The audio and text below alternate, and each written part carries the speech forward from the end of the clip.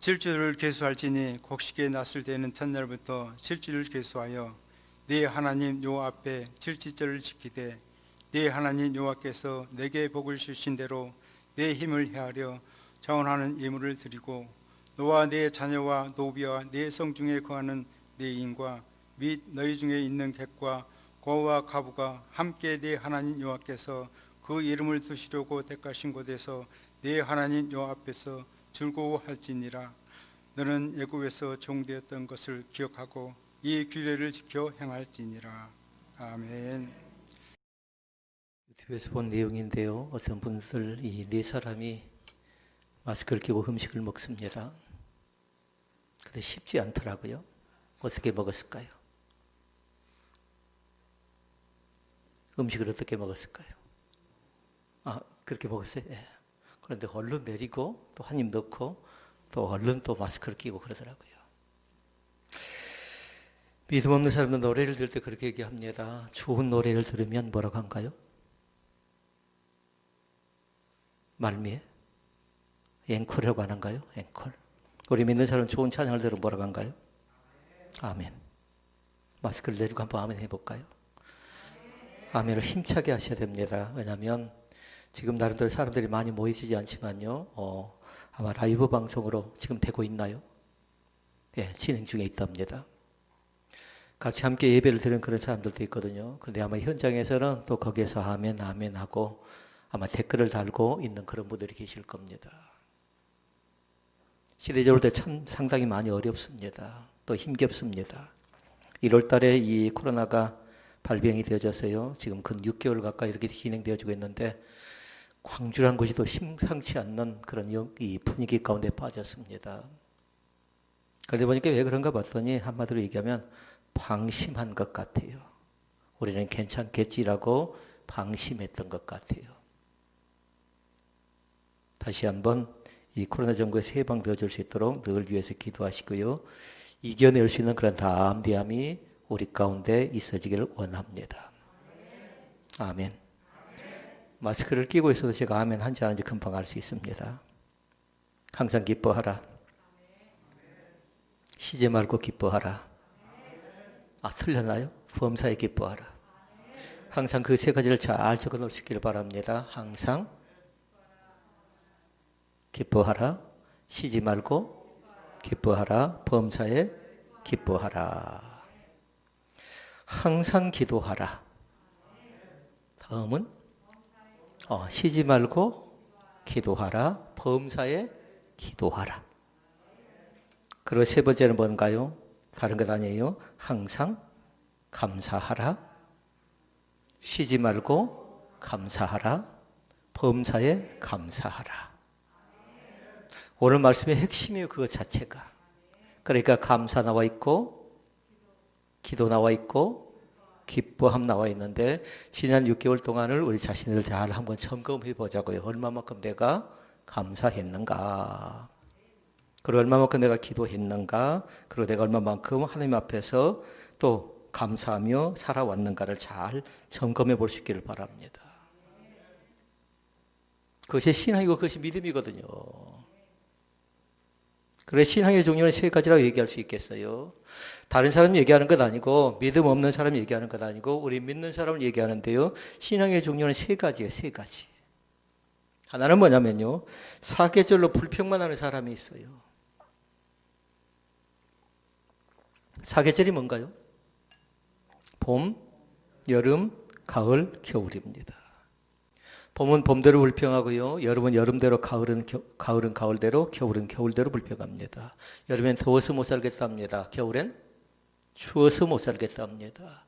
봄에 씨앗을 뿌리는데 빨리 나지 않는다고 난리가 없었습니다. 짜증냅니다. 기다려야 되겠지요. 가을도 마찬가지로 봄에 씨앗을 뿌린 사람이 가을에 결실을 할 수 있는 건데 씨앗도 뿌리지 않는 사람이 나지 않는다고 투덜거립니다. 그런데 우리 가운데 이런 사람들이 많이 있다라는 겁니다. 사계절로 불평한 사람이 있는데요. 또 사방으로 불평한 사람이 있어요. 동쪽에 가서 서쪽에 가서 남쪽에 가서 불평에 가서 북쪽에 가서. 그런데 이 불평은 거기에 멈추지 않아요. 반드시 전염성이 있답니다. 그러니까 조심해야 돼요. 불평불만자들은 뭐냐면요, 반드시 원망하게 되어져 있고 반드시 불신하게 되는데 그 속에 뭐가 있냐면요, 나를 드러내고 싶은 욕구가 있어요. 그러니까 더 들어가면 뭐가 있냐면요, 그 속에 열등감과 그 속에 비교의식이 담겨져 있답니다. 다시 말씀드리면 나예요, 나. 근데 내가 아니라 우리라는 생각을 꼭 갖기를 바라고요. 또 하나님이라는 생각을 절대로 놓쳐버리지 않기를 원합니다. 그러니까 불평분자들 대화를 가만히 들어봐요. 서로 어떻게 합니까? 그 사람 저 사람 얘기하죠. 다 그건 뭘까요? 나를 드러내게 하나의 도구에 불과한 겁니다.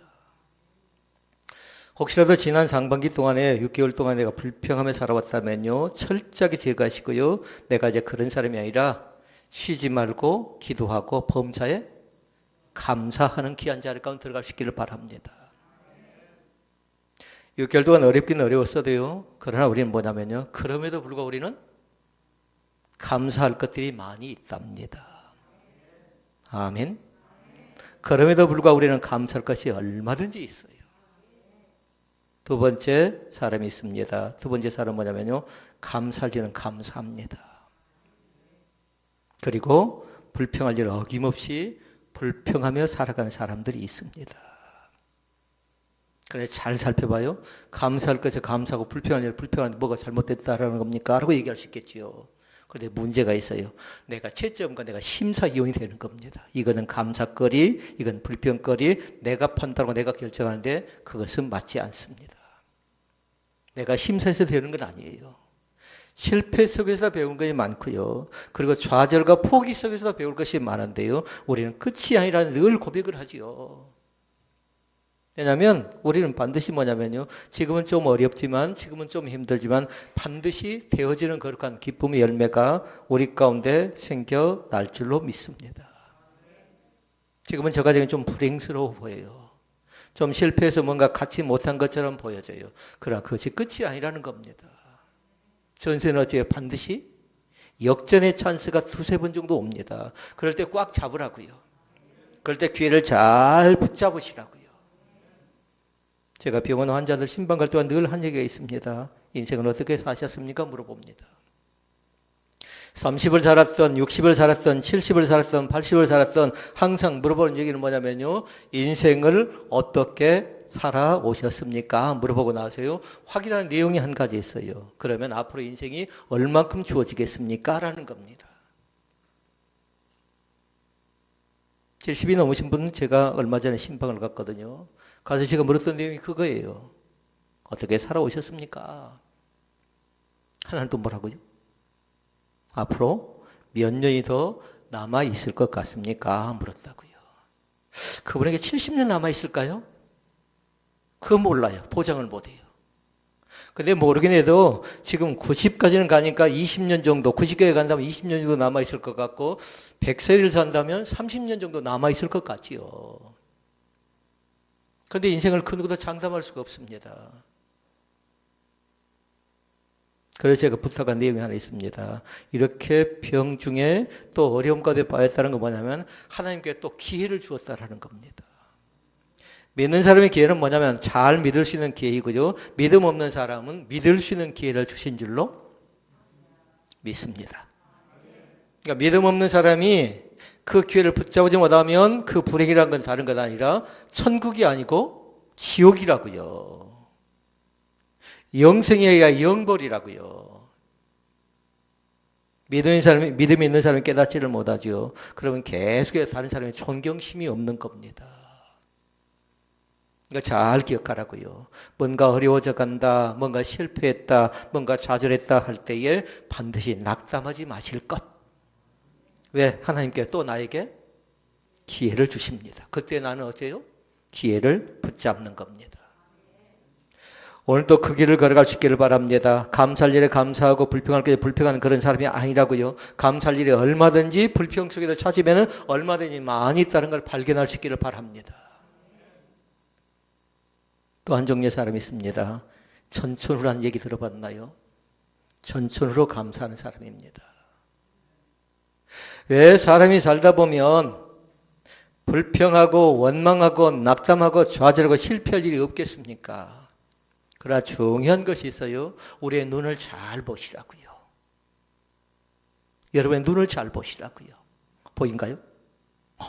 그러나 우리의 눈을 제대로 볼 수는 없지만 반드시 믿음의 눈이 열리시기를 바랍니다.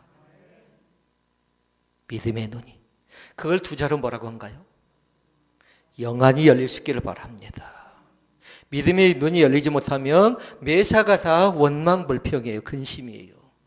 그런데 영안이 열리죠. 그럼에도 불구하고 우리는 감각이 떨어졌어요. 그럼에도 불구하고 우리는 감사하는 겁니다.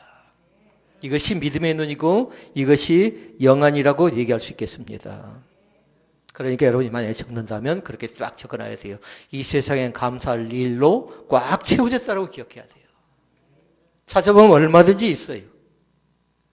뭔가 실패하고 뭔가 경제적으로 안 되어지고 사업적 어려움 속에 빠져 있다 할지라도 다 믿음의 관점에서 보면 다른 것 아니었어요. 깨닫게 하나님의 경고였구나.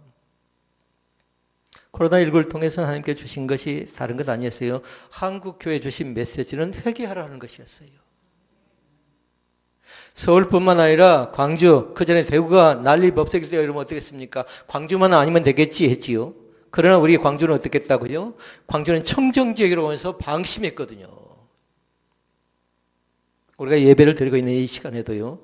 또 몰라요. 광주에서 또 어떤 일들이 지금 벌어지고 있는지요. 교회 얘기만 나올 때마다 좀 여러분 깜짝깜짝 놀라지 않나요? 일곡에 또 큰 교회입니다, 지금.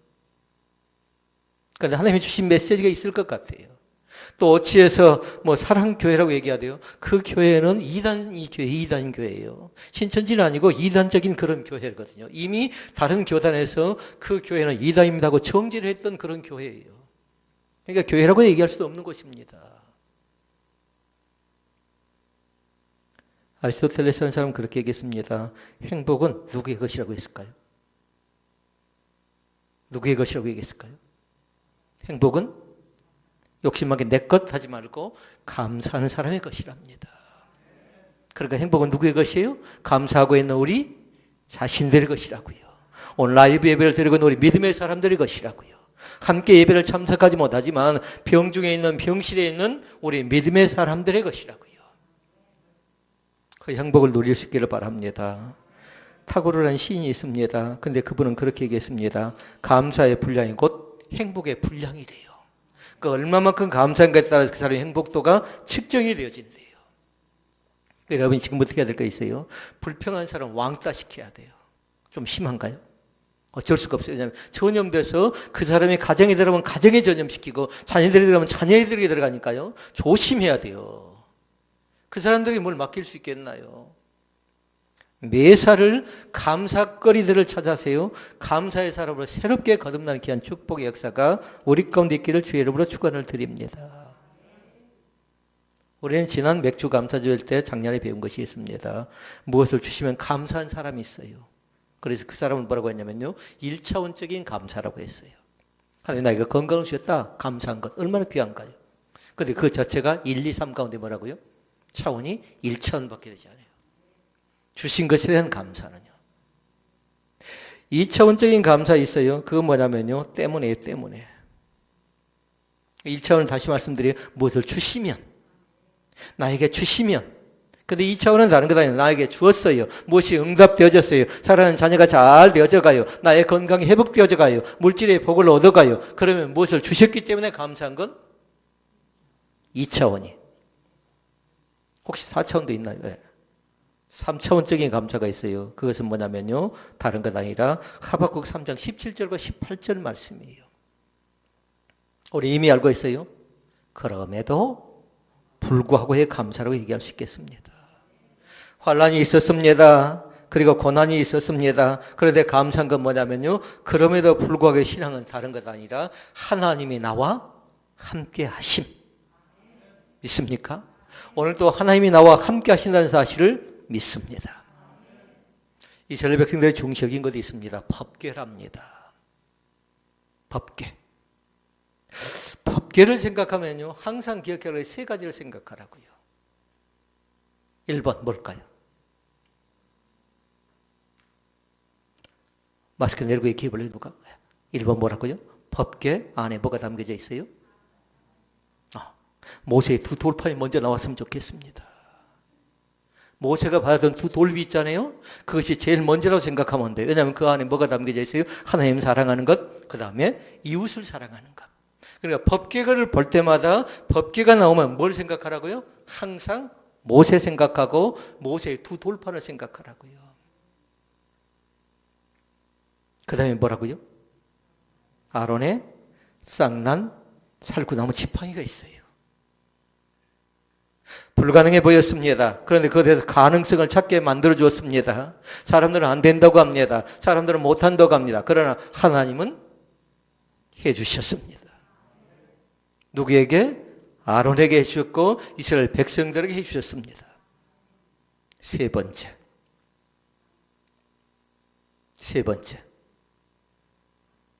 이제 고개를 숙여버리면 안 돼요.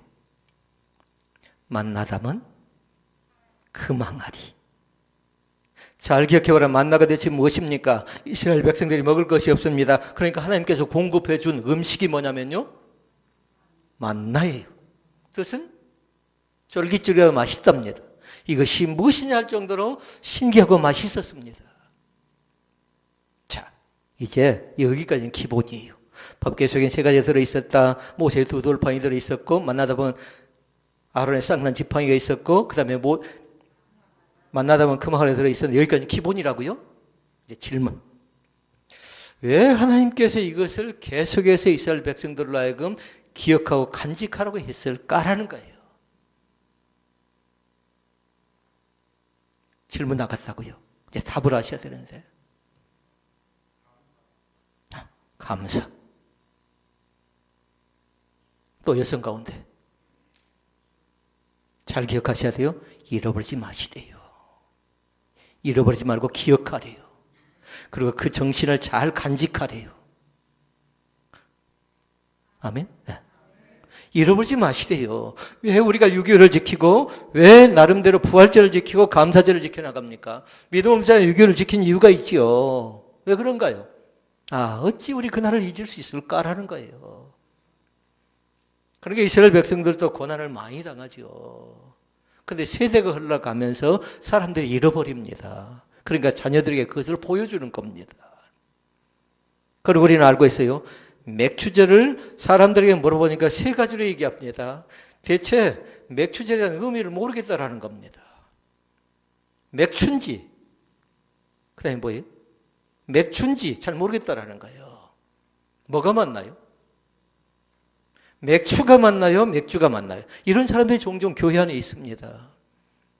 정확하게 기억할 수 있기를 바랍니다. 보리맥자를 쓰고 가을 출자를 써놨어요. 그러니까 우리는 맥주가 아니라 맥추절이라고요. 그리고 맥추절이라고 하지 않고 맥추 감사절 이렇게 얘기하는 겁니다.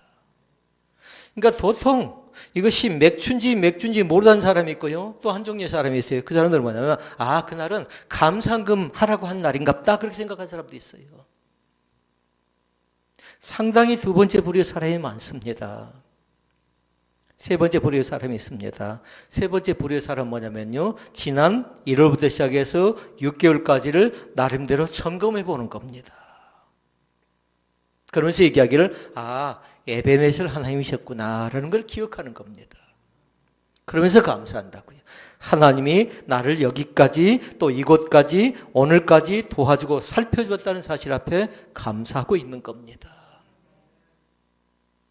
저는 사랑하는 성도들이 내년도 우리가 맥주 감사주일을 지키거든요. 대체 이걸 모르겠다라고 하는 건 아니라 감사헌금만 드리는 그런 날이 아니라 지금까지 도와주고 살펴준 하나님의 은혜를 깊이 있게 헤아리는 귀한 축복의 역사가 우리 가운데 나타날 수 있기를 바랍니다.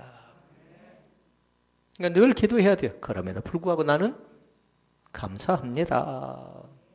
좀 안 되어질 수도 있고 좀 뭔가 미흡할 수도 있고 부족할 수도 있고 모자랄 수도 있는 겁니다. 그러나 하나님께 나에게 부족함과 모자람을 주신 이유가 있다고요. 사람은 넘치면 어떻게 됩니까? 반드시 뭐냐면요. 두 가지가 나타나요. 교만하든가 그렇지 않으면 다른 사람을 볼 줄 모르든가. 그러니까 물질의 복을 저는 어떤 사람이 주기를 원하냐면요. 다른 것 아니라 겸손한 사람이 주었으면 좋겠어요. 그리고 또 물질의 복을 다른 사람 아니고 그것을 가지고 내 것이라 생각하지 않고 나눌 줄 아는 사람에게 주었으면 좋겠습니다. 그런 맥추절은 그렇게 얘기했습니다. 세 가지 맥추절이라고도 하고 그 다음에 오순절이라고도 하고 그 다음에 하나 또 있었지요. 칠칠절이라고도 한답니다. 그리고 이스라엘 백성들의 절기를 잘 기억하라고요. 왜 절기를 그때그때만 지키게 했는가? 그건 말씀드렸어요. 잃어버리지 마시래요. 잘 기억하면 감사하래요. 오늘도 그 은혜가 있기를 원합니다. 아미디 아연이 뭘 열심히 적고 있는데 지금 잘 적고 있나요? 잘하고 있나요? 예. 맥주예요? 아, 맥주랍니다. 마스크를 껴서 잘 안 들렸어요. 예. 맥주 감사주일. 그러니까 그날은 다른 것 아니에요. 보리를 수확한 결실을 가지고 감사하는 거라고요. 6개월 동안 우리가 지금 보리를 심지 않잖아요. 나의 삶의 여정 가운데 하나님이 나에게 무엇을 어떻게 베풀어 주셨는가를 점검해 보라고요. 노트를 꺼내 적어봐야 돼요. 그리고 이후에 6개월 동안 또 하나님이 나에게 베풀어 줄 것 미리 감사하는 절기가 맥주 감사절인 것을 믿습니다. 자, 그러면 성경에서 말하는 맥주 감사절은 무엇입니까? 첫째, 성경에서 말하는 것. 이미 말씀드렸어요. 봄 농사에 대한 감사다. 그리고 상반기를 기억하면서 지켜준 하나님께 대한 감사다라고 얘기했고, 맥주절 다른 말로 오순절, 칠칠절이라고 얘기했습니다. 출애굽기 말씀 속에 나옵니다. 23장 16절 말씀해 보니까 맥주절을 지켜라. 그리고 뭐예요? 크게 읽어보세요. 이는 내가 수고하여 밭에 뿌린 것의 첫 열매를 거둠이니라. 아멘. 그러니까 거기에서는 뭐 했나요? 밭에 뿌린 것이 있잖아요. 우리의 마음의 밭에 뭘 뿌렸나 잘 보고요. 자녀를 위해서 무엇을 뿌렸나 잘 보고요. 그리고 영혼을 위해서 무엇을 뿌렸나 잘 봐서 뿌린 것에 대한 거둠.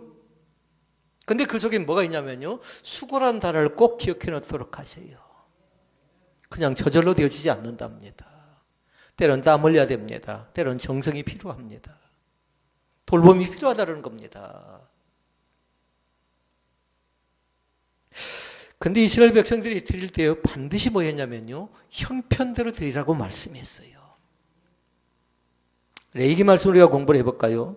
레위기 말씀 속에 보니까 맥주 감사절 지킬 때에 세 가지를 지켰는데 하나는 뭐냐면 각자의 형편을 중시했어요. 그 다음에 두 번째는 뭐냐면요, 있는 힘껏 최선을 다했습니다.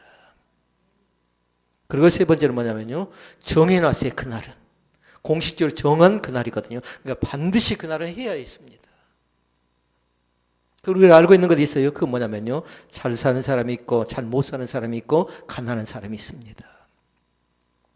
잘 사는 사람은 아연히 쉽게 뭘 써놓을까요? 소를 써놓을까요? 소. 조금 잘 못 산다 그러면 뭐 하냐면 양이에요. 양. 가난하다 그러면 뭐 했냐면 비둘기였어요. 소가 나왔고 양이 나왔고 비둘기가 나왔어요. 각자 형편이 다 다르다는 겁니다. 어떤 사람은 좀 많이 잘 사는 사람이 있고 어떤 사람은 적당히 잘 사는 사람이 있고 어떤 사람은 그런 대로 보통으로 살아간 사람이 있고. 그런데 또 어려운 사람이 있어요. 아주 어려운 사람들이 있습니다. 고운 가루를 가지고 밀가루를 가지고 하나님께 영광을 돌릴 수 있도록 만들어 주었습니다. 다시 말씀드리면 모든 사람이 다 형편에 맞게끔 그리고 정성을 다해서 공식적으로 정해진 절기가 뭐냐면요, 바로 맥추절이라고요. 이게 번제예요, 번제. 그리고 소제고 화목제고 속건제고 속죄제고. 너무 많은 걸 드린다고 우쭐거릴 것도 없어요. 나는 고운 가루밖에 드리지 못한다고 생각해서 너무 기죽을 것도 없다고요. 왜냐하면 하나님께서 보신 거 뭐냐면 우리 한 사람 한 사람의 믿음을 보십니다. 그리고 정성을 보시고 누가 더 많이 수고했는가, 누가 더 많이 땀 흘렸는가, 애썼는가 그 사실을 본다는 사실을 믿으시기를 바랍니다. 그러면 드렸지요? 왜 드리라고 했을까요? 이유가 있겠잖아요. 그건 다른 것 아니에요. 그건 하나님께 제물을 드릴 때는 반드시 사랑의 구제를 함께 실천할 대상을 찾아가는 겁니다. 그러니까 절기는 꼭 기억할 건 나눔이라고 생각하면 돼요.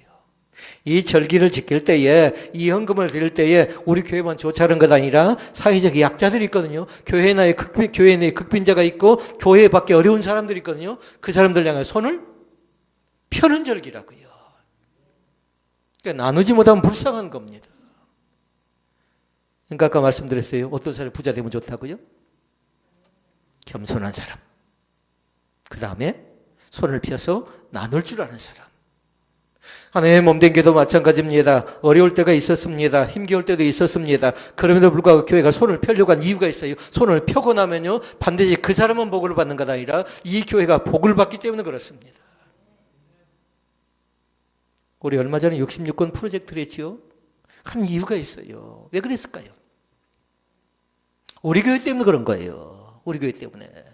재정적으로 상당히 교회가 어렵습니다. 그럼에도 불구하고 어렵다는 얘기를 하지 않는 건 뭘까요? 우리는 얼마든지 극복할 수 있다는 신앙심과 믿음이 우리 가운데 있기 때문에 그렇게 너무 염려하지 않습니다. 교회가 존폐기로 있는 교회들이 있어요. 이제 큰 교회가 그 교회를 살필 것 같아요. 근데 우리도 마찬가지예요. 우리도 그 교회를 살필 것 같아요. 그러지 않으면 교회가 같이 공생하지 못하면 공멸하는 겁니다. 주변 교회가 어렵지요? 그러면 우리 교회가 어렵지 않냐면요, 같이 어려워진 겁니다. 그러니까 주변 교회가 잘 되어져야 돼요. 그래야 같이 사는 길이라고요. 그리고 우리 교회 다른 건 아니라 우리 교회는 나눔을요, 공격적으로 해야 돼요. 어려울 때도 과감하게 믿음 가지고 은혜대로 또 헌신하면서 온 교인이 같이 협력해가면서 참여하는 겁니다. 그러니까 누구를 할 것 없어요. 먼저 하는 사람이 바로 믿음이 좋은 사람이에요. 망설이지 마시라고요. 두 번째입니다. 그러면 맥주 감사절은 어떻게 지켜야 할까요? 라는 거예요.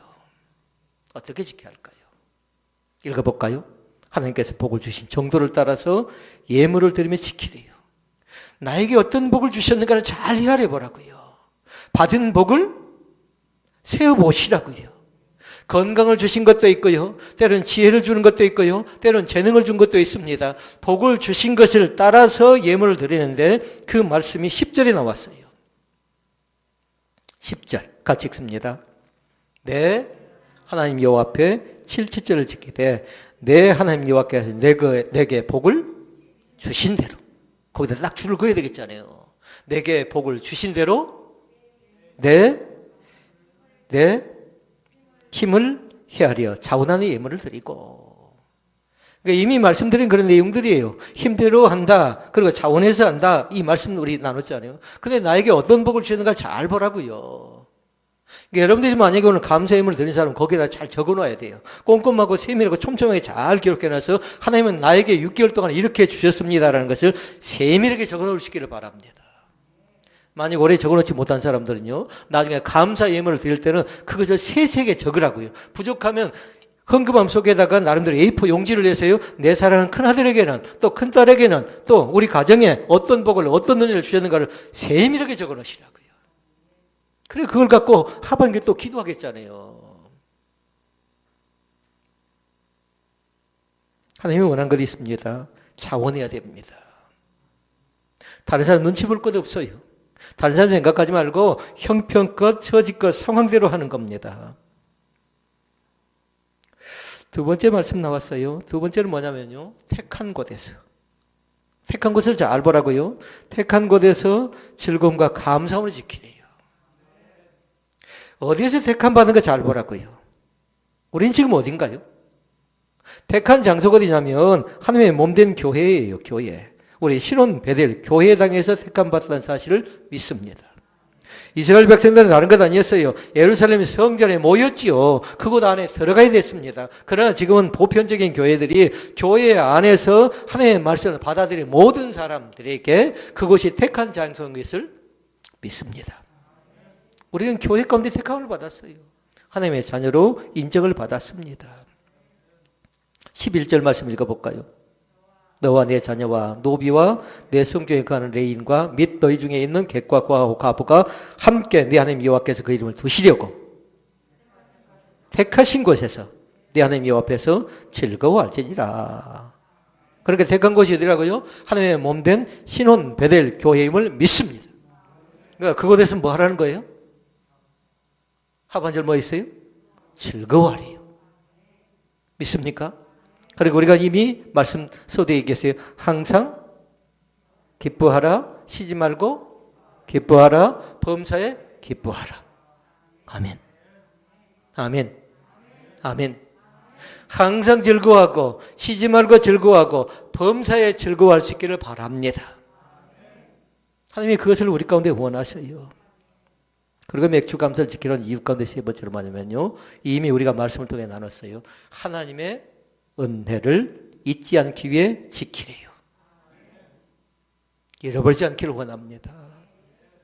그래서 한두 번 정도는 아이들을 잃어버린 것 같아요. 아이들을 키우다 보니까 아참 손을 놔버리면 어떻게 되든가요? 아이를 잃었지요. 그때 보면은 애간장을 태운 겁니다. 찾기 전까지. 난리법석이 나지요. 그런데 하나님께서도 마찬가지예요. 우리 하나님의 사람들이 하나님의 일을 잃어버리지 않기 위해서 날마다 성령 하나님께서 탄식하고 계세요. 이걸 성경 그렇게 얘기해요. 말할 수 없는 탄식으로 친히 우리를 위하여 간구하신대요. 믿음의 사람들이 엇나가지 않도록 또 세상 가운데 빠져버리지 않도록 믿음의 견고하게 세워져 갈 수 있도록 우리를 위해 친히 돕는 협력자가 되어주심을 믿습니다. 그분이 우리 하나님이세요. 참 좋으신 나의 하나님 되신 것을 믿습니다. 그러면 셋째로 크나큰 세 번째입니다. 맥주 감사절의 영적 의의는 대체 무엇일까요? 라는 겁니다. 첫 번째 말씀이 중요해요. 항상 드리는 생활을 할 수 있기를 바랍니다. 무엇을 드리든지 간에요.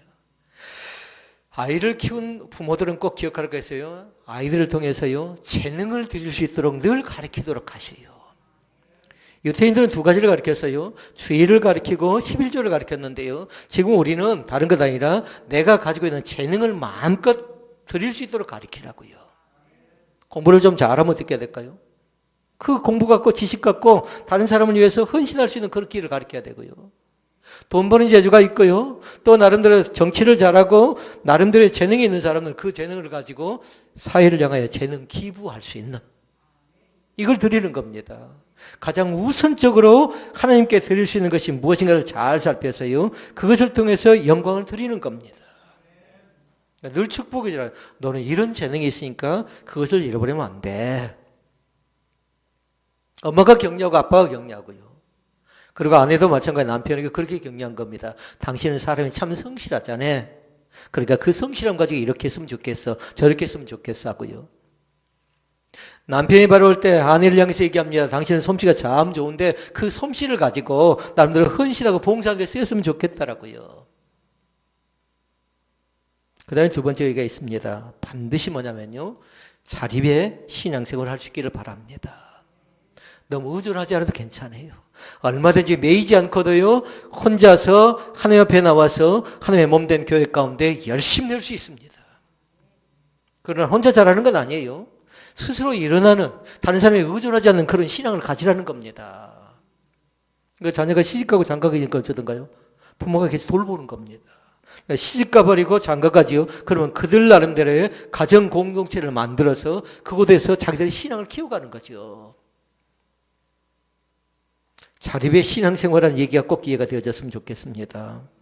이스라엘 백성들이 땀을 흘립니다. 수고합니다. 그러나 스스로 자립하지 못하니까 어떻게 하던가요? 늘 지도자에게 의존하지요. 그래서 지도자가 좀 미흡하면 원망하고 불평하고 사람을 바꾸자라고 합니다.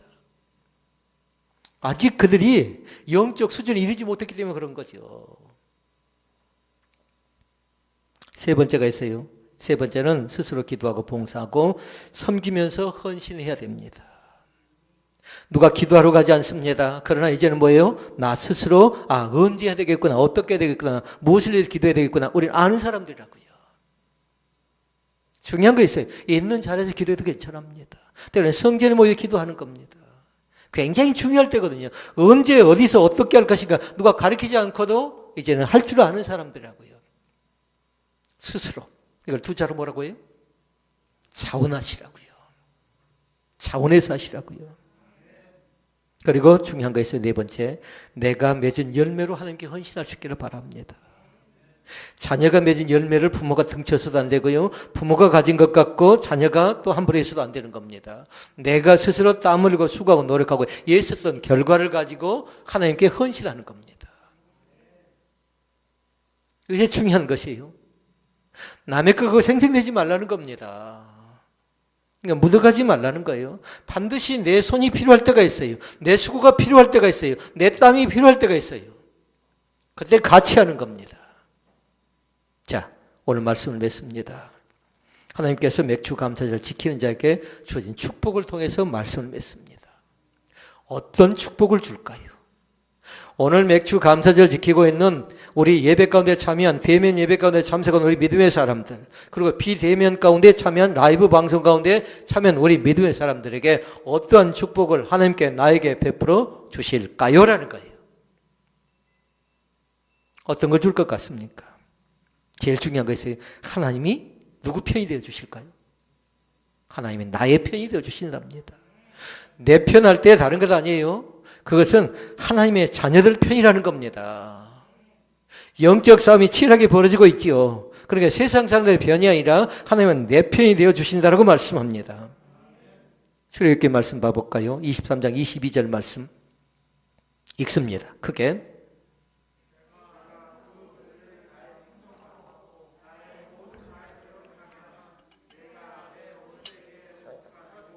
내 대적에게 대적이 될지라. 한마디로 얘기하면 하나님께 내 편 되어서 싸워준다라는 거예요. 오늘도 마찬가지예요. 치열하게 방어하고 때로는 공격하시고 대신 우리가 가져야 될 하나의 무기가 있어요. 세 가지 무기. 말기창 하시라고요. 말씀이 있어야 돼요. 말씀. 사람이 떡으로만 살 것이 아니요 오직 하나님의 입으로 나오는 말씀으로 살 것이니라. 어디예요? 신명기 8장 3절 말씀. 우리 공부를 했던 사람은 다 적어놨어요. 신명기 8장 3절 말씀을 마태복음 4장 4절에서 인용했다고요.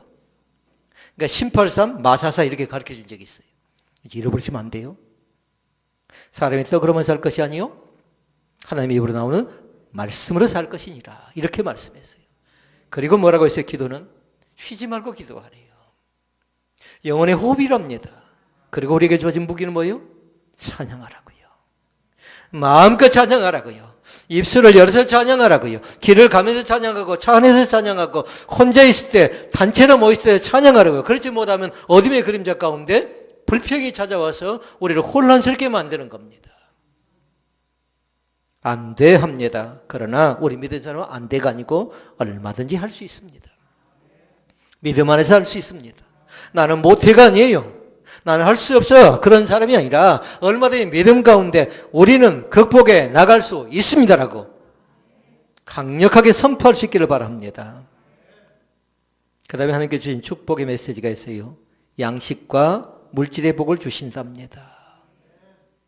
이 말씀 통해서 봤어요. 출애굽기 23장 25절 말씀해 보니까 너희 하나님 여호와를 섬기라. 그리하면 여호와가 너희의 양식과 물에 복을 내리고 양식과 물에 복을 내린대요. 우리의 경제권을 책임져 주신다라는 겁니다. 지금 힘겹고 어렵지만 그러나 쩔쩔맬 것 없어요. 얼마든지 극복해 나갈 수 있는 길을 우리 가운데 허락해 준 줄로 믿습니다. 다만 말씀 제목대로 뭘까요? 정신. 그 정신과 의식은 있어야 돼요. 그래서 또 한 가지 준 것 있죠. 하반절에 보니까 세 번째 뭐라고 합니까? 너희 중에 병을 제거시켜 준대요. 여러분 질병 가운데 제일 무서운 병이 뭔 줄 아십니까? 마음의 병이에요. 마음의 병. 아무리 좋은 약을 백신을 신약을 그것에 갖다 주입한다 해도 고치지 못한답니다. 혹시 우리 사랑하는 성도들 가운데 마음의 병든 사람이 있나요? 이 마음의 병을 극복할 수 있기를 바랍니다. 이겨낼 수 있기를 바랍니다. 요한복음 14장 1절에 처방전이 나왔어요. 뭐라고 하던가요? 마음에 근심하지 말라. 하나님을 믿으니 또 나를 믿으라고 말씀했어요. 그 마음속에 근심이 있는 사람은 다른 것 아니라 그 속에 하나님을 믿는 믿음이 부족하기 때문에 그런 겁니다. 염려하지 않기를 바랍니다. 근심하지 않기를 바랍니다. 하나님은 반드시 우리를 통해서 병을 제거해 줄 뿐만 아니라 자손의 복을 주고 우리의 날수를 채워주신 줄로 믿습니다. 법궤가 있습니다. 그 속에 뭐가 있다고요? 돌판이 있었고 아론의 쌍난 살구나무 가지가 있었고 만나 담은 금 항아리가 있었고 여기까지 뭐라고 했어요? 기본이라고요. 그런데 알아야 될 것 있어요. 이 날을 잃어버리지 않기를 원합니다. 그 법궤를 주신 이유가 있어요. 잃어버리지 말고 간직하고 기억하고 살펴서 날마다 감사의 귀한 제물이 될 수 있기를 바랍니다. 지난 6개월 동안 어떻게 달려오셨습니까? 또 얼마나 힘드셨습니까? 그러나 그럼에도 불구하고 하나님께서는 우리 가운데 주신 복이 있습니다. 헤아려 보시면서 감사하실 수 있기를 바라고, 하나님은 나 같은 사람도 사랑하셔서 지금까지 생명도 연장하여 주시고 또 우리 가정을 지켜주셨고 하나님의 몸된 교회를 지켜주시고 광주 땅을 지키셔서 능히 넉넉히 극복해 나갈 수 있음을 믿습니다. 우리 자신들이 그 믿음의 주인공들이 될 수 있기를 주의 이름으로 축복을 드립니다. 기도하시겠습니다. 아버지 감사합니다.